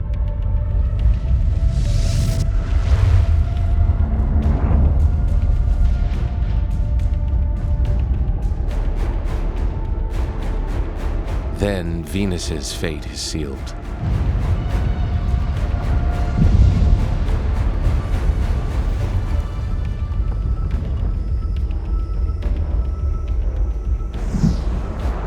Some models predict that Earth may barely escape the fiery fate of its neighbors, hanging on beyond the edge of the dying star with Mars.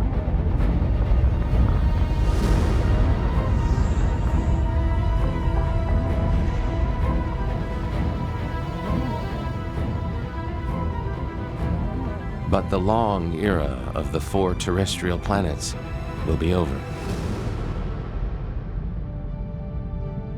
The lives lived on one of them, nothing more than a distant memory.